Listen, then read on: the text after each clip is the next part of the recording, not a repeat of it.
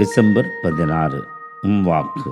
இன்றைய நற்செய்தியில 2 புதல்வர்கள் உவமையை இயேசு ஆண்டவர் மறைநூல் அறிஞர்கள் மற்றும் மக்களின் மூப்பர்களை மையமாக வைத்து அவர்களுக்கு முன்னால் சொல்லுகிறார். இதில் 2 பிள்ளைகள் திராட்சை தோட்டத்திற்கு போக வேண்டும் என்று தந்தையினால் பணிக்கப்பட்ட போது மூத்தவன் நான் போக விரும்பவில்லை என்று சொல்லுகிறான். பிறகு மனம் திரும்பி போகிறான். அடுத்த மகனிடமோ திராட்சை தோட்டத்திற்கு போக வேண்டும் என்கிற போது நான் போகிறேன் ஐயா என்று சொல்லுகிறான். ஆனால் போகவில்லை.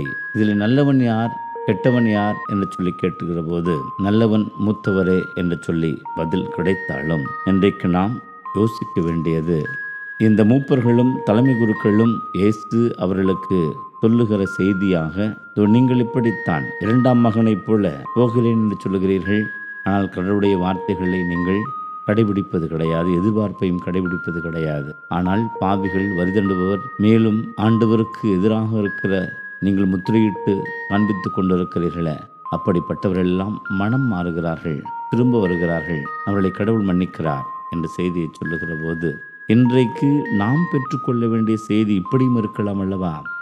நீ மூத்த மகனாகவும் இருக்க வேண்டிய அவசியம் கிடையாது, இளைய மகனாகவும் இருக்க வேண்டிய அவசியம் கிடையாது. பொறுப்பும் வாழ்வுக்கான வழியும் எதிர்பார்ப்பும் உனக்கு கொடுக்கப்பட்டிருக்கிறது.